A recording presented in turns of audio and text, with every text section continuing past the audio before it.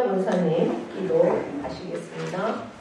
나의 삶의 뿌리가 되시어 어떤 상황에도 나와 함께 하셔서 모든 것을 선으로 바꾸어 가시며 승리하게 하시어 보이는 상급과 생명의 멸류관까지 주실 하나님 아버지, 나를 낳으시고 나의 모든 걸 창조하셨기에 이 시간도 포근하고 따뜻한 하나님 품속으로 달려와 안겨봅니다. 나의 약점과 부족함이 예수님 안에서는 능력으로 바뀌는 축복의 시간이 될 수 있게 반위에 세우신 목사님을 성령님께서 강권하사 이곳에 모인 우리들이 이 시간 받은 은혜와 축복을 세상에서도 보여주는 하나님의 사람으로 빛을 바라며 살아가게 하소서. 예수 그리스도의 이름으로 감사하고 기도드렸습니다. 아멘.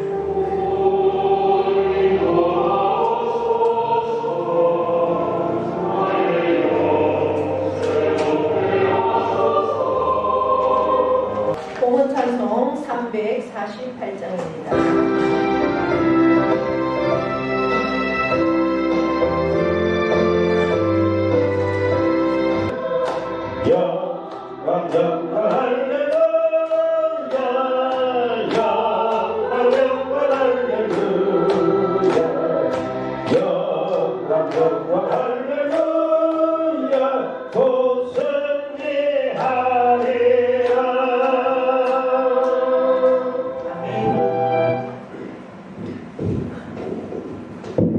하나님 앞에 봉헌 기도 올려드립니다.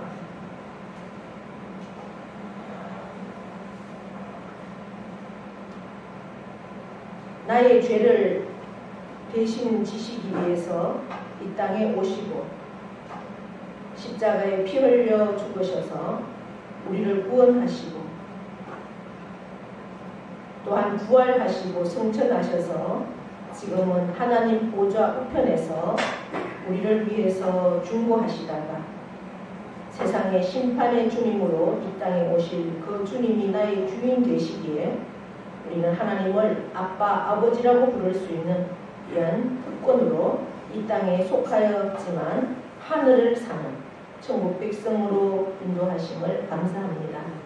하나님이 나의 아버지가 되시기에 우리의 인생의 어떠한 상황 가운데서도 소망하며 참으로 감사하며 우리가 나아갈 수 있음에 또한 감사를 올려드립니다. 하나님께서 우리에게 귀한 일터도 주시고 건강도 주시고 소득을 주심을 감사함으로 아버지 앞에 올려드리는 귀한 믿음의 고백, 신앙의 고백, 수입의 10의 1조가 있습니다. 하나님 받으시고 하나님께서 약속하신 하늘의 복으로 땅의 복으로 하나님께서 함께 하심을 만방에 증거할 수 있도록 날마다 주님 안에 있는 귀한 믿음의 성도들에게 역사하여 주시옵소서. 감사의 조건들을 따라서 올려드리는 귀한 예물이 있습니다. 일일이 기억하여 주시고 그들의 신령 가운데 그들의 삶 가운데 감사가 끊이지 않는 늘 감사로 충만한 삶으로 하나님께 영광 올려드리는 귀한 삶이 되도록 은혜 베풀어 주시옵소서. 주일 예물을 드리는 손길들 일일이 기억하여 주시고 참으로 하나님이 나의 아버지가 되시기에 이 세상 가운데 누구를 만나든지 그 평안을 전하며 또 누리며 하나님께서 주신 것 가지고 참으로 세상을 바라보며 세상의 아픈 이웃들을 함께하며 또한 선교하고 후원하고 구제하며 도우는 일에 조금도 부족함이 없도록 우리가 하나님의 나라와 의를 구할 때 하나님께서는 후이되어 누르고 흔들어 채워주신다라고 약속하신 그 약속의 말씀을 날마다 의지하고 붙들며 하나님 앞에 영광되는 우리의 삶이 되기를 원합니다. 그 삶을 살아드리기로 우리가 날마다 하나님 앞에 나아가며 또한 귀한 예물을 올려드리오니 하나님 우리의 삶 가운데 또 우리의 가정과 우리의 기업과 일터와 농토와 자녀들 위해 하나님의 놀라운 은총으로 충만한 영적 체험들이 풍성한 우리들의 삶 삶이 되기를 원합니다. 하나님 영광 받아 주시옵소서. 감사드리며 예수 그리스도의 이름으로 축복하며 기도하옵나이다. 아멘.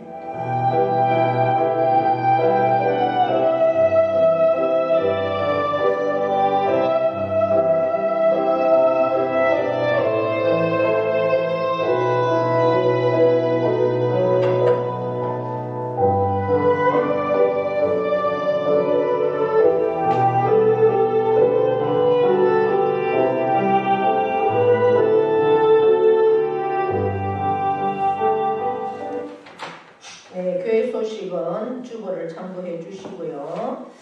이제 이번 주 수목금 제가 신약 목회자 대상 신약 집중 세미나를 우리 경북 서부 지역 구미, 김천, 문경, 상주 목회자 대상으로 3일 동안 진행되기 때문에 이번 수요일 기도회는 화요일 날 1시 30분에 하도록 하겠습니다.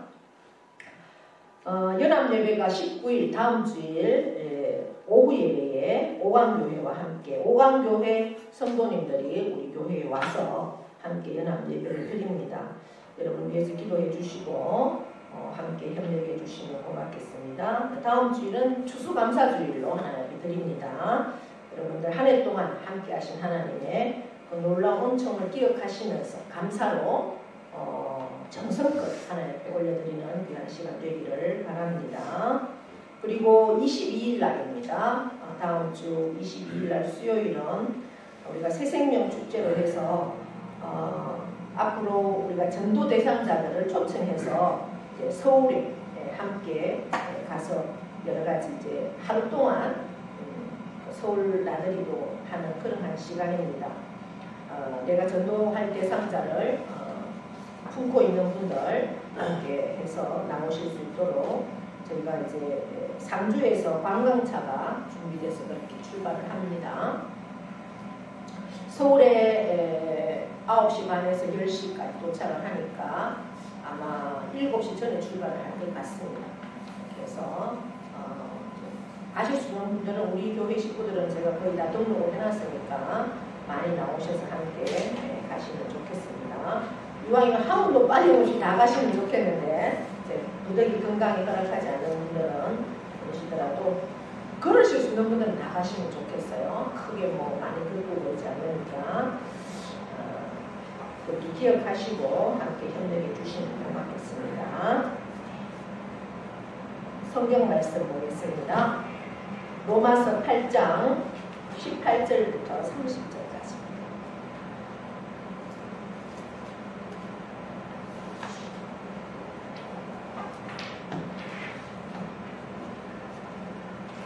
교독하도록 합니다. 생각하건대 현재의 고난은 장차 우리에게 나타날 영광과 비교할 수 없도다. 피조물이 도배하는 바 하나님의 아들들이 나타나는 것이니 피조물이 도무한데 굴복하는 것은 자기 뜻이 아니요 오직 굴복하게 하시는 이로 말미암음이니라. 그 바라는 것은 피조물로 썩어짐의 좋은 노릇한 데서 해방되며 하나님의 자녀들이 영광의 자유에 이르는 것이니라. 피조물이 다 이제까지 함께 탄식하며 함께 고통을 겪고 있는 것을 우리가 아느니라. 그뿐 아니라 또한 우리 곧 성령의 처음 익은 열매를 받은 우리까지도 속으로 탄식하여 양자가 될 것 곧 우리 몸의 속량을 기다리느니라. 우리가 소망으로 구원을 얻었음에 보이는 소망이 아니니 보는 것을 누가 바라리요. 만일 우리가 보지 못하는 것을 바라면 참음으로 기다릴지니라. 이와 같이 성령도 우리의 연약함을 도우시나니 우리는 마땅히 기도할 바를 알지 못하나 오직 성령이 말할 수 없는 탄식으로 우리를 위하여 친히 간구하시느니라. 마음을 살피시는 이가 성령의 생각을 아시나니 이는 성령이 하나님의 뜻대로 성도를 위하여 간구하심이니라. 우리가 알거니와 하나님을 사랑하는 자, 곧 그의 뜻대로 부르심을 입은 자들에게는 모든 것이 합력하여 선을 이루느니라. 하나님이 미리 아신 자들을 또한 그 아들의 형상을 본받게 하기 위해 미리 정하셨으니 이는 그로 많은 형제 중에서 맏아들이 되게 하려 하심이니라. 30절 한 게 있습니다. 또 미리 정하신 그들을 또한 부르시고 부르신 그들을 또한 의롭다 하시고 의롭다 하신 그들을 또한 영광케 하셨느니라. 아멘. 명령 선포하겠습니다. 시작. 이스라엘을 지어라. 그대로 되리라. 하나님 보시기에 좋았더라. 잘 됩니다. 더 잘 됩니다. 갈수록 더 잘 됩니다. 감사합니다. 더 감사합니다. 감사하면 기적이 일어납니다. 아멘. 네. 우리 옆에 분과 인사합니다. 오늘도 우리는 이겼습니다. 네. 날씨가 갑자기 추워졌습니다. 네. 우리 젊은이들도 옷을 막 따뜻하게 입었습니다. 이제 단도리를 하는 수밖에 없죠. 네. 그래도 영혼과 육신이 강건하게 그렇게 승리하는, 잘 마무리하는 그런 시간들 되기를 바랍니다. 네. 로마서는 우리가 성경 중에서도, 성경 66권 중에서도 복음에 대해서 가장 잘 기록해 놓은 그러한 책이 로마서입니다. 그 중에서 그래서 우리가 성경을 반지에 비유한다, 제가 그렇게 하면, 특별히 이제 이 로마서 8장은 그 반지의 보석에 해당하는 아주 복음의 그 진수가 다 함축되어 있는 말씀이, 가장 많은 말씀이 로마서 8장입니다. 오늘 우리가 읽은 말씀들 중에도 하나도 놓칠 말씀이 없습니다. 그리고 우리가 많이 암송하는 말씀들이 많이 들어 있습니다. 26절, 28절, 30절 이런 말씀들은 우리가 많이 암송을 하고 있는 말씀이죠. 탄식에서 영광으로, 이런 제목입니다. 예수님께서 이 땅에 오셨습니다. 예수님은 하나님이시죠. 하나님이신 그 하나님이 인간의 몸을 입고 이 땅에 오셨습니다. 왜 오셨습니까? 우리의 죄를 담당하시려고, 계속하시려고 오셨습니다. 그래서 십자가에서 못 박혀서 죽으셨습니다. 그리고 부활하셨습니다. 그 부활하시던 그 순간 예수님은 그 예수님의 초림의 그 절정의 순간이 되는 것이죠. 그리스도의 죽으심과 부활로 말미암아서 우리는 무엇을 얻었습니까? 구원을 얻었습니다. 구원을 얻은 우리는 이제 신앙의 결정적인 그러한 승리를 얻을 수 있게 되었습니다. 그러나 우리가 신앙의 승리를 얻었다고 해서 이 세상에 살면서 우리의 모든 싸움이 끝이 났습니까? 그렇지 않습니다. 세상은 아직도 사탄이 지배를 하고 있습니다. 그 사탄이 지배하는 세상 속에서 우리가 불러냄을 입었기 때문에 역시 이 세상을 누가 장악을 하고 있습니까? 사탄이 장악을 하고 있습니다. 아직도 격렬한 그 사탄과의 싸움이 계속되고 있기 때문에 우리는 그 사탄의 격렬한 싸움을 받으면서 살고 있다는 것을 늘 기억을 해야 합니다. 그렇다면 이 지긋지긋한 싸움에서 언제 끝이 날까요? 예수님께서 다시 이 세상의 심판의 주님으로, 심판주로 다시 오시는 그 재림의 날, 그날 사탄은 완전히 패배하고 우리는 영원한 승리를 쟁취하게 됩니다. 할렐루야. 네. 우리는 예수님을 통해서 구원을 얻었습니다. 죄사함을 얻었습니다.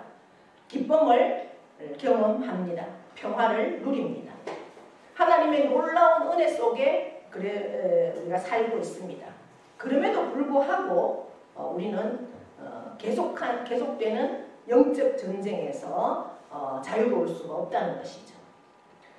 그렇기 때문에 이 싸움에서 때로는 넘어지기도 하고 쓰러지기도 하고 또 패배를 맛볼 수도 있는 그러한 또한 심각한 고난을 경험하기도 하는 그러한 상황 속에 우리가 살고 있습니다.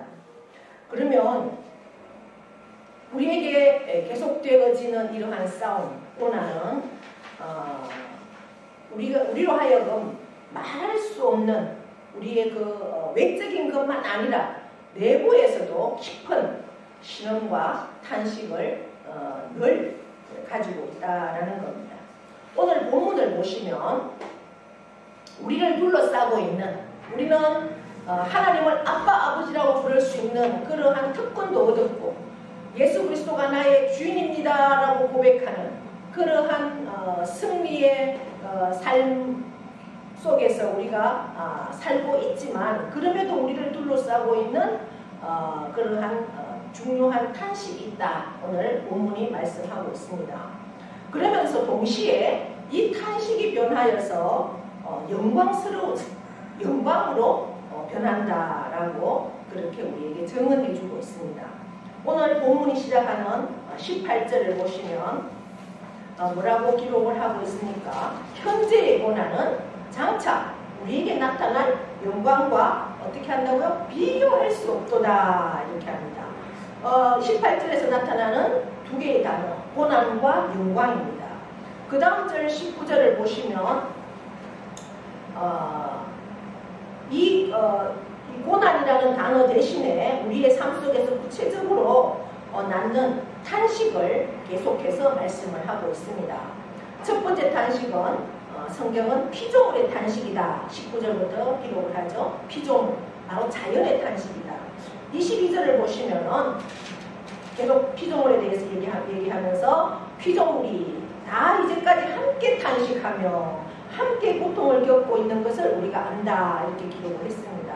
여러분, 우리가 자연을 보면 어떻게 말을 합니까?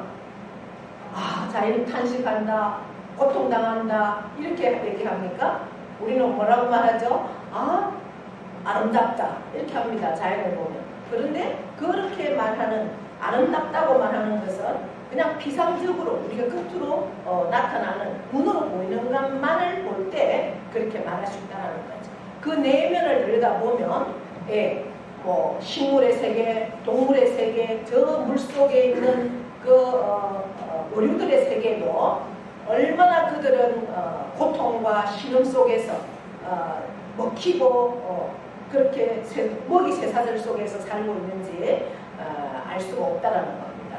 우리가 이렇게 가까이서, 저도 여기 와서 이제 고양이를 키워보니까 제가 고양이를 굉장히 싫어했는데 요즘 이제 고양이가 좋아졌어요. 뭐 살다 보니까 또 정도 들더라고요. 또 고양이가 하는 일도 또 중요하더라고요. 시골에는 그 고양이가 있음으로 해서 쥐도 잡아주고, 뱀도 잡아주고, 뭐 하여튼 좋은 일들을 많이 하더라고요. 그런데 제가 이렇게 고양이가 쥐를 잡는 모습을 이렇게 보면서 저는 이제 고양이가 호랑이과이기 때문에 육식을 잘 먹거든요. 근데 덥석 잡아서 먹는 줄 알았어요. 그런데 그렇지 않더라고요. 얼마나 쥐를 가지고 노는지 약을 올리면서 결국은 또 질식해서 죽을 수밖에 없는, 한꺼번에 팍 물지 않더라고요. 여러분, 죽일 때도 단번에 칼로 탁 쳐서 죽이면 얼마나 이게 쉽겠어요. 그런데 고통에 고통을 주면서 죽이면, 그래서 십자가가 가장 큰 고통을 주면서 죽이는 형벌이라고 합니다. 못을 박아놓고 피를 흘려서 그 피가 다 쏟아져서 죽는 것이니까 얼마나 고통스럽겠습니까? 그런데 그 고양이도 뱀을 그렇게 죽이더라고요. 또 뱀도 제가 이렇게 죽이는 걸 우리 마당에서 봤어요. 뱀을 죽이는데 보니까 저도 뱀을 한번 딱 물어서 죽이는 줄 알았더니 그렇지 않더라고요. 한번 딱 찍고 또 물러섰다가 딱 찍고, 결국은 저는 뱀이 오히려 고양이를 물지 않겠나 했는데 그렇게 하지 못하더라고요. 이러한 부분들이 보면 내면적으로 봤을 때는 그들 나름대로는 얼마나 그것이 탄식이고 신음이겠습니까? 이 세상의 자연도 잘 관찰해보면 탄식과 신음 속에서 살고 있다는 거죠. 왜 그럴까요? 왜 자연이 또 그렇게 밝게 될 수 없을까? 그것은 우리 인간의 범죄와 타락 때문에 만들어진 현상입니다. 인간의 그 에덴 동산에서의 타락과 범죄는 우리 인간에게만 절망을 가져온 게 아닙니다. 우리가 하나님과 관계가 단절되고 남자는 어떻게 했습니까? 남자는 땀을 흘리지 않으면 먹고 살 수 없는 노동을 해야 하는, 또 여자는 잉태의 해산의 고통을 하나님이 주시고, 그리고 땅에는 가시와 엉겅퀴를 주신 그러한 것이 우리 인간의 타락과 그 범죄 때문에 이 세상에 온 그러한 상황입니다. 그러면서 또 자연을 부패시키고, 그리고 온 피조물, 하나님께서 만드신 모든 피조물에게 온갖 고통과 탄식을 가져왔다라고 성경은 증언하고 있습니다. 오늘 20절 이하에도 보시면 허무하다, 썩었다, 계속 종로로 탄다, 고통이 왔다, 이런 단어들을 계속해서 등장시키고 있습니다. 근데 자연도, 모든 피조물이 그러하다라는 거죠. 그러면서 오늘 본문은 이 피조물들이 진정한 회복을 기다리고 있다라고 말하고 있습니다. 19절에 보시면 피조물들이 고대하는 바는 하나님의 아들들이 나타나는 것이다. 피조물들도 고대하고 있다는 거예요. 네, 피조물은 하나님의 자녀들이 나타나는 것을 기다린다. 하나님의 자녀들이 나타나는 것 때가 언제일까요? 바로 주님이 재림하실 때 회복된 모습으로 우리가 영광스럽게 나타나는 것을 자연도 기다리고 있다라는 겁니다. 왜 그렇습니까? 그날에 피조물도 가장 영광스럽게 회복될 것이기 때문에 그렇습니다. 자연은 그 회복된 영광을 가지고 뭘 합니까? 바로 인간을, 우리 구원받은 우리 성도들을 섬기게 된다는 겁니다. 지금도 자연은 우리 인간을 섬기고 있죠, 사실은. 그러나 지금 섬기는 것은 불완전하고 부분적입니다. 그러나 주님이 오셔서, 재림의 주님이 오셔서 이 땅의 모든 것을 심판하고 새 예루살렘 성이 만들어질 때는 온전하게 그렇게 이제 회복되어져서 인간을 섬기게 된다라고 말을 하고 있습니다. 그러면서 피조물의 탄식, 또 오늘 말씀에서는 23절에 보니까 어떤 탄식이 있습니까? 피조물의 탄식, 그뿐 아니라 이렇게 시작하죠. 피조물의 탄식뿐만 아니라 또한 우리 곧 성령의 처음 익은 열매를 받은 우리까지도 속으로 탄식한다, 이렇게 말하고 있으니까 결국 누구의 탄식입니까? 성도의 탄식을 말하고 있죠. 성령의 처음 익은 열매를 받은 우리까지도 탄식한다. 우리라는 것은 성도를 말합니다. 성령의 처음 익은 열매를 받은 우리, 이렇게 되어 있습니다. 그러니까 성도들까지도 탄식하고 있다 말을 합니다. 성경은 성도들을 가리켜서 성령의 처음 익은 열매를 받은 자다, 그렇게 말합니다. 여기서 열매라는 것은 여러분과 제가 예수 그리스도를 구세주로 또 주님으로, 나의 주인으로 영접할 때 우리는 성령이 주시는 많은 축복들을 받았습니다. 어떤 축복을 받습니까? 가장 먼저는 구원을 받았습니다. 이제 구원받은 백성은 영원한 천국이 우리 것입니다. 지옥이 아닙니다. 기쁨을 누립니다. 그리고 그 죄사함으로 인한 평안을 우리가 누립니다. 그래서 구원과 기쁨과 그 평안, 이것은 우리가 예수님 앞에 오자 누리기 시작하는 일종의 뭐라고요? 열매라고 오늘 성경은 말씀하고 있습니다. 그러나 이것은 장차 먼 훗날 나중에 경험하게 될 성도들의 그 위대한 축복에 대해서는 그냥 서복에 불과하다라고 말씀하고 있습니다. 여러분 창세기에 보시면 아브라함이 자기 아들 이삭의 신부감을 구하기 위해서 자기 종 엘리에셀을 자기의 고향에 보내는 그러한 장면이 있습니다. 드디어 이제 많은 그 신부감을 구했을 때 줄 선물을 그렇게 짊어지고 그 엘리에셀은 길을 떠나지. 결국 이제 그곳에서 아브라함의 고향에 가서 리브가를 만났습니다. 그 리브가를 만나서 자기가 가지고 온 선물들을 다 내어줍니다.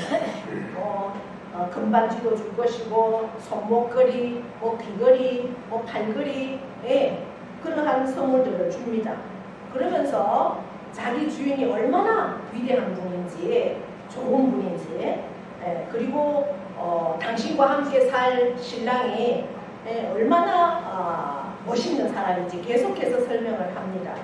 그러나 그 리브가가 엘리에셀에게 받기 시작한 선물은 장차 이제 당신이 우리 주인의 며느리가 되고 그 다음에 그 아들 이삭의 신부가 되었을 때 받을 그 축복은 내가 주는 이것을 비하면 아무것도 아니다. 그야말로 서복에 불과하다라는 그러한 말씀이라는 거죠. 우리가 주님 앞에 오자마자 천국에 가서 그 누릴 영광스러운 축복을 미리 누리게는 하십니다. 맛보게도 하십니다. 그것이 구원이고 그것이 기쁨이고 그것이 평안입니다. 진실로 우리가 구원받은 백성이라면 이 땅에 속하여 살지만 기쁨을 진실로 누리고 있으니까, 진실로 우리가 평안을 맛보고 있으니까 주님이 나를 얼마나 더 축복하실까를 우리는 기대하면서 또한 살아야 한다는 겁니다. 그러나 이 땅에 우리가 속하여 살면서 우리가 그러한 평안과 기쁨을 누리고도 있지만 우리가 신앙생활을 하면서 내가 기대했던 그 축복보다도 내가 삶 속에서 고난 또 여러 가지 삶의 문제들 가운데 우리가 허덕일 때도 있다는 것입니다. 그래서 우리를 위해서 그 놀라운 축복을 예정하시고 약속하신 하나님이 구원의 첫 번째 축복들을 맛본 후에 우리의 삶의 장에서 고난 앞에 왜 우리가 구원받았으면 하나님의 자녀가 되었으면 이제 이 세상에서 정말 편안하게 살게 하면 얼마나 좋을까. 그런데 그렇지 않다라는 거죠. 우리가 때로는 정말 말할 수 없는, 누구에게도 말할 수 없는 그러한 고민과 문제들을 우리 앞에 직면하게 하는 이유가 뭘까라는 겁니다. 그것은 바로 30절에 보시면 그 이유를 알 수가 있습니다. 30절 30절을 보시면 하나님이 우리를 작정하시고 부르셨다. 미리 정하신 그들을 또한 부르셨다. 작정하시고 부르셨다는 거예요. 그냥 부르신 게 아니라 특별히 선택을 했다는 거죠.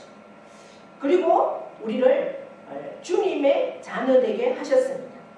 우리의 죄를 용서하시고 그리고 의롭다 하셨다는 겁니다. 이 의롭다함을 받고 하나님의 자녀가 된 우리를 향한 하나님의 궁극적인 약속은 마지막에, 아직은 아닙니다. 마지막에 우리를 영화롭게 하신다라고 30절에 선언하고 있습니다. 우리는 주님이 재림하실 때에 영화롭게 될 것입니다. 할렐루야. 네. 지금은 완전한 영화가 아닙니다.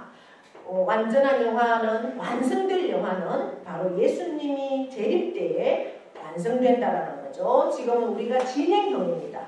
그러나 영화롭게 되기까지의 그 과정에서는 무엇이 우리를 기다리고 있느냐.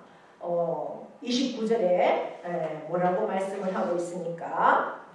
하나님이 우리를 작정하시고 부르시고 우리의 삶 가운데 간섭하시고 섭리하심에도 불구하고 하나님의 아들이신 그리스도 예수의 형상을 본받도록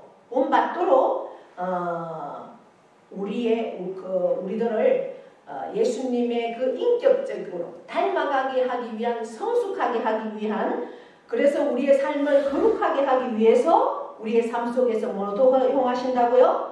고난도 허용하신다라고 말씀하고 있습니다.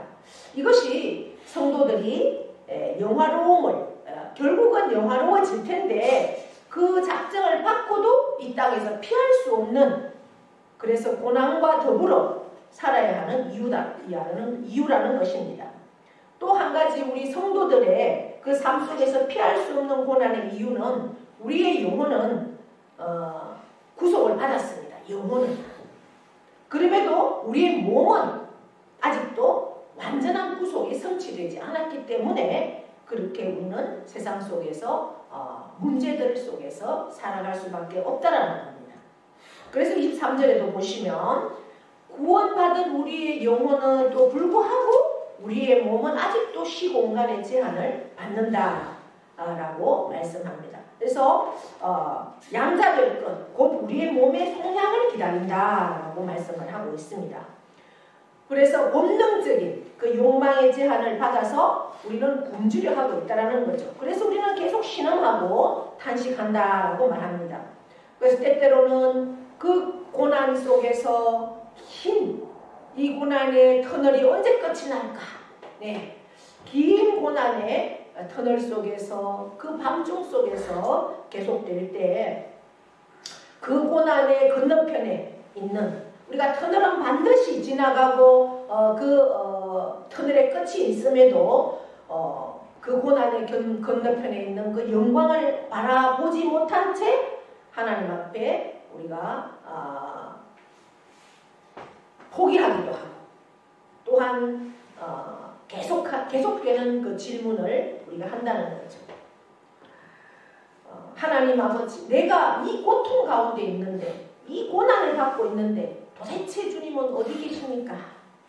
그래서 시편 기자들은 숨어 계신 하나님이라는 그러한 기사들을 많이 기록을 한 것을 우리가 볼 수 있습니다. 사랑하시는 여러분, 우리의 삶이 공고할 때 이 숨어 계신 하나님을 생각해 보십시오. 하나님은 전지전능하십니다. 그래서 얼마든지 우리를 도와줄 수가 있습니다. 숨어 계실 필요가 없습니다.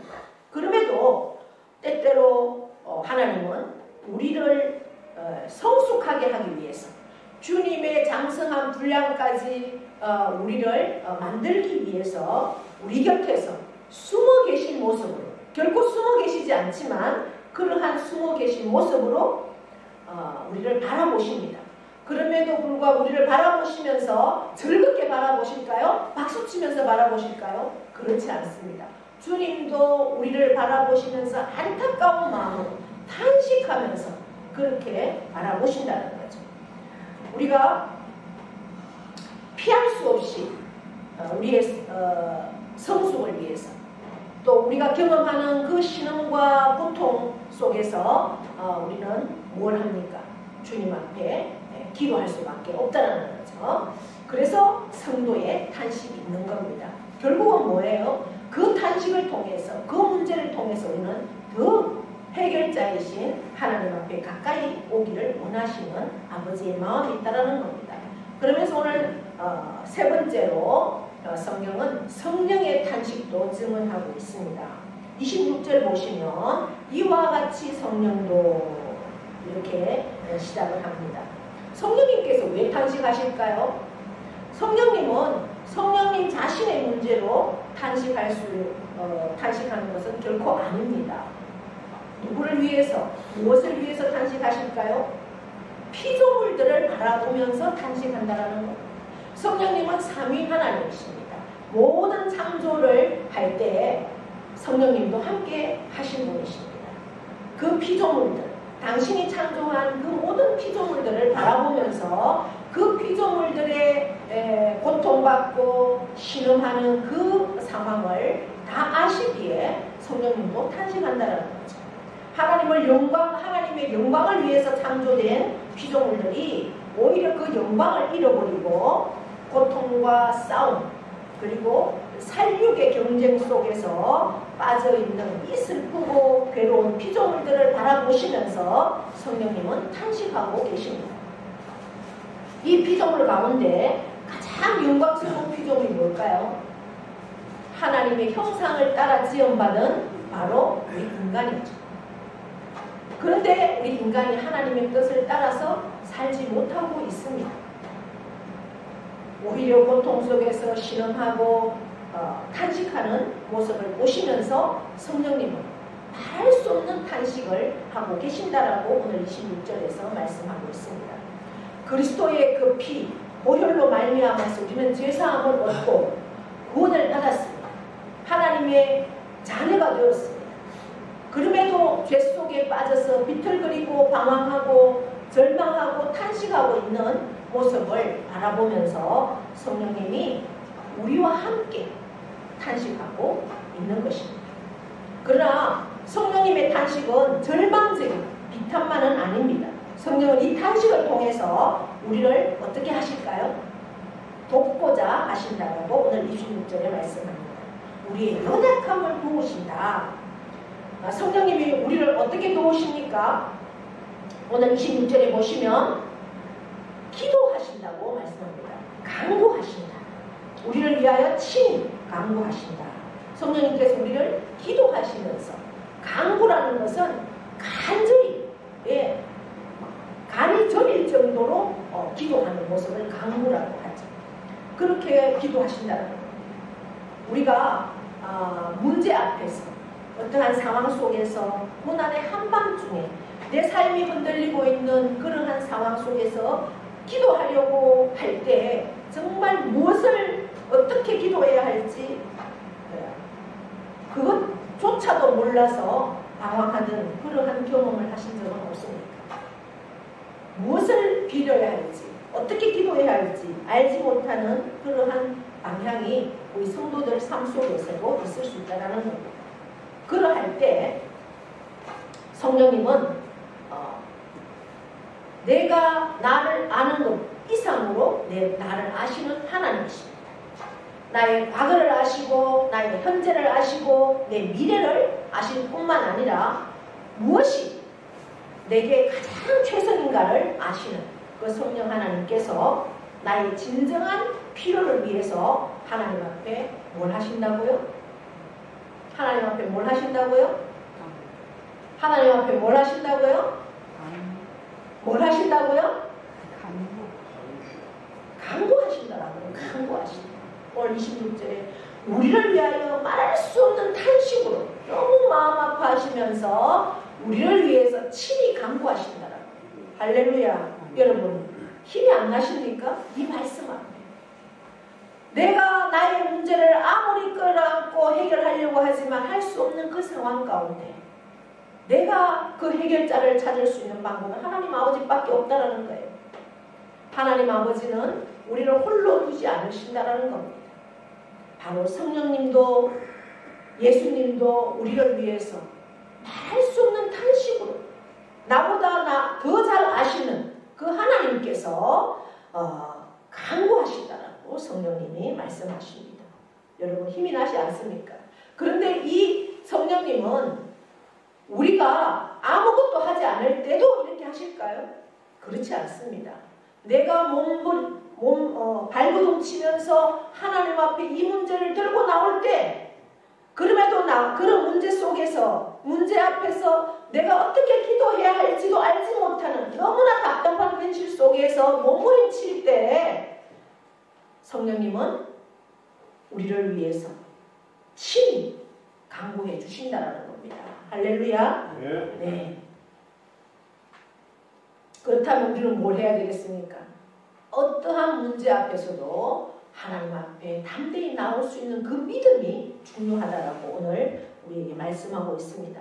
나의 삶이 아무리 비틀거려도 내가 좀 부정직해서 내가 좀 그릇돼서 어떠한 선택을 내가 잘못해서 그럼에도 불구하고 내가 오늘 이렇게 버티고 서 있는 이유가 성령님의 기도요 성령님의 간구하심 때문이라는 것으로 인해서 저와 여러분은 감사할 수 있기를 바랍니다. 또한 성령님이 우리를 돕는 방법은 우리를 위해서 기도하실 뿐만 아니라 또 무엇을 하신다고 합니까? 26절에 보시면 우리의 연약함을 도우신다라고 말씀하고 있습니다. 우리가 연약할 때 우리 곁에 다가와서 우리의 짐을 들어주시는 분, 그분이 바로 성령님이시라는 겁니다. 우리의 연약함을 성령님이 도우신다라고 했는데 이 돕는다라는 단어가 제가 8장을 시작할 때도 예를 드렸습니다. 우리가 어린아이가 이제 겨우 걸음마를 시작할 때 이제 돌 정도 되면 걸음마를 시작하죠. 한 발 한 발 뛰면서 옳지 하면서 한 발 한 발 뛸 때 넘어집니다. 그러면 어떻게 합니까? 부모가 아이고 막 넘어졌다고 호통을 치면서 나무랍니까? 어떻게 합니까? 어이구 잘한다 일어나라 그렇죠. 격려하고 칭찬하고 아이고 잘한다 아이고 잘한다. 예, 이렇게 하는 게 어른들이 하는 모습이죠. 잘한다고 격려하고 칭찬해주면서 다시 일으켜 세워주는 부모의 도움, 그것이 바로 오늘 성령도 우리의 연약함을 도우신다라는 거예요. 성령님은 우리를 책망하고 못하게 하는 것이 아니라 잘할 수 있도록 그렇게 격려하면서 도와준다라는 거죠. 또 어떤 뜻이냐, 무거운 짐을 우리가 지고 갑니다. 너무 무거워서 더 이상 이제 버틸 수가 없을 때 누군가가 갑자기 곁에 오더니 그 짐을 완전히 들어주는 게 아닙니다. 어떻게? 같이 들어줍니다. 성령님은 그런 분이라는 거죠. 완전히 내 짐을 들고 가서 들어주는 분이 성령님이 아니라 같이 들어주는 분이라는 거죠. 그럴 때 도와준다라는 말을 쓴다는 겁니다. 여러분, 우리의 인생의 무거운 짐을 지고 우리가 쓰러지고 더 이상 견디지 못해서 넘어질 때 내 곁에 다가오셔서 그 짐을 들어주시면서 함께 일어나자, 걷자, 결국은 할 수 있어, 이렇게 힘을 주시고 도와주시는 분이 성령님이시라는 겁니다. 요한복음에도 성령님을 보혜사라고 하죠. 보혜사. 부름을 받아서 내 곁에 와서 서 계시는 분이 보혜사입니다. 내 삶의 위기, 내 삶의 어떤 난관 속에서 나를 돕기 위해서 내 곁에 재빨리 다가와서 내 짐을 어떻게 준다고요? 함께 들어주기를 원하시는 성령님이라는 겁니다. 우리는 때로는 그렇게 생각을 합니다. 어떤 문제 속에서 짐이 너무 무거울 때 오히려 이 짐을 그만 다 들어주면 좋겠다 이런 생각도 하지. 그러나 성령님이 우리를 돕는 방법 중에 하나는 그 짐을 없애주는 것이 아니라 어떻게 한다고요? 그 짐을 함께 들어주고 함께 져주면서 우리의 그 인생의 목표를 성취하게, 하나님의 뜻을 성취하는데 우리를 인도하고 함께 해주는 그러한 도우심의 역사를 성령님이 함께 해주신다는 겁니다. 그 성령님의 도우심과 그 성령님의 인재를 날마다 경험하시는 저와 여러분 될 수 있기를 축복합니다. 네. 그러려고 하면 우리는 뭐 해야 됩니까? 늘 성령님을 의지해야 되겠죠. 그 성령님을 믿어야 합니다.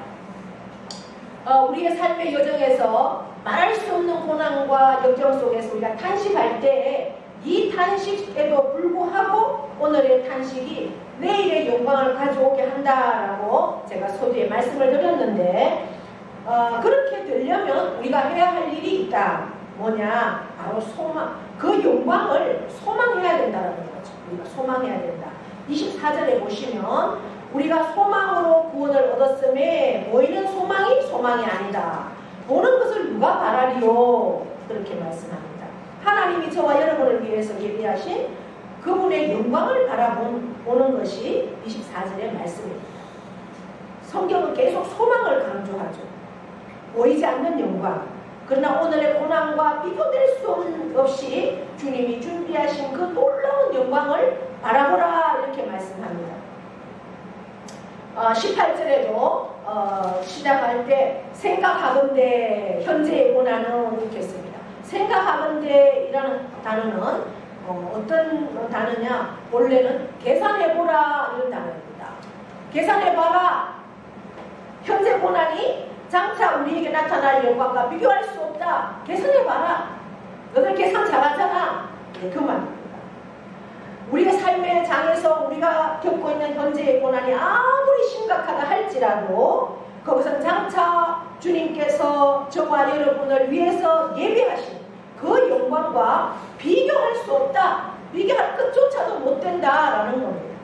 그렇다면 그 영광을 바라보면서 오늘 우리가 정말 그 영적 전쟁에서 계속해서 싸워야 한다는 거죠. 그러면서 그 영광을 예비하시고 오늘 내 삶을 섭리하고 주관하시는 하나님을 어떻게 해야 될까요? 소망하면서 신뢰해야 한다라고 말하는 겁니다. 그 하나님을 믿어야 한다. 그 하나님을 믿어야만 우리는 그 소망을 가지고 나아갈 수 있다라는 겁니다. 진실로 하나님을 믿는, 하나님을 신뢰하는, 하나님을 의지하는 자들에게서 오늘 내가 경험하는 어떤 고난과 역경도 합력하여서 오는 하나님의 선을, 또 하나님의 위대하심을 내 생애 속에서 성취하시고 하나님의 영광을 드러내기 위해서 내 삶을 사용하신다라고 우리는 믿어야 한다는 겁니다. 이것이 바로 바울의 믿음이었습니다.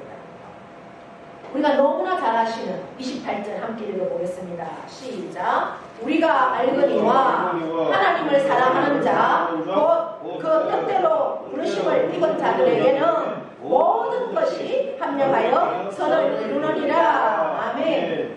내 삶 속에서 우리 주 예수 그리스도의 인격을 닮아서 그리고 닮아가는, 우리는 진행해가는 완성된 모습은 아닙니다. 닮아가는 거룩한 성숙을 성취하고 쓰임받을 만한 생애로 내 삶을 붙잡아서 사용하신 후에 주의 그 거룩한 영광 앞에 우리를 세우기 위해서 오늘 나를 어떻게 합니까? 연단하시는 그 하나님의 섭리와 하나님의 주권을 우리가 믿어야 한다는 겁니다. 그것을 믿는다면, 그렇다면 나를 둘러싸고 있는 내 삶의 어두움과 이 자연의 탄식과 환경의 탄식과 내 안에 일어나고 있는 어떠한 신음과 탄식에도 불구하고 우리는 노래할 수 있다는 겁니다. 어떤 노래일까요? 나는 믿습니다. 누구를? 나의 메시아가 내 삶이 처하고 있는 역경과 어둠 속에서도 나를 도와주실 수가 있는 전능하신 하나님인 것을 믿습니다. 아멘. 그러나 사람들은 이 믿음을 너무 서둘러서 포기하고 많은 사람도 있습니다. 그것을 지쳐서 그 하나님의 영광을 바라보지 못하기에 포기하는 수도 있습니다. 이 거룩함의 축복을, 그리고 그 어느 날 우리가 그 주님 앞에 영광스럽게 세워지는 이 축복을 우리는 반드시 성취할 수 있기를 바랍니다. 어떠한 탄식에도 성도의 지금 이 자리에서, 삶의 자리에서 여전히 우리가 탄식을 경험한다 할지라도 내 안에서 탄식하며 우리의 거룩한 영광을 성취하도록 일하시는 그 성령님이 계시기, 그 성령님으로 인해서 성령님과 함께 날마다 찬양하며 나아가는 저와 여러분이 되기를 축복합니다. 아멘. 할렐루야. 하나님 아버지 고맙고 감사합니다. 오늘도 우리를 말씀 앞에 초대하시고 귀한 말씀으로 저희들에게 은혜 베풀어 주셔서 감사합니다. 어떠한 탄식에서도 반드시 그 영광을 성취하려 하시는 하나님을 찬양합니다. 우리를 말할 수 없는 탄식으로 우리와 함께 우리를 도와주고 우리를 위해서 친히 강구하시는 성령님으로 인해서 우리는 또한 힘을 얻습니다. 마지막 주님 앞에 영광스러운 모습으로 서는 그 순간까지 포기하지 않고 믿음으로 나아가는 우리 모두가 되기를 간절히 원합니다. 주의 은혜 베풀어 주시고 도와주시고 역사하여 주시옵소서. 감사드리며 예수님의 이름으로 기도하옵나이다. 아멘. 네, 다 함께 일어나셔서 파송의 찬송 찬양합니다.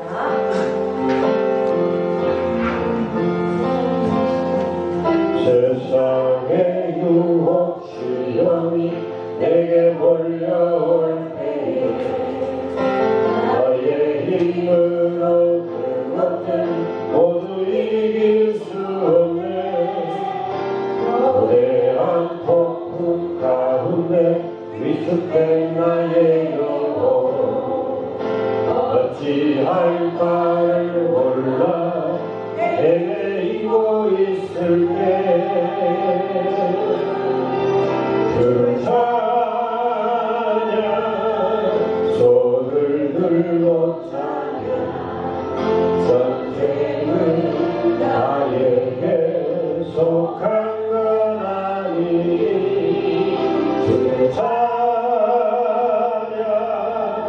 손을 들고 찬양 전쟁은 하나님께 속한 것이.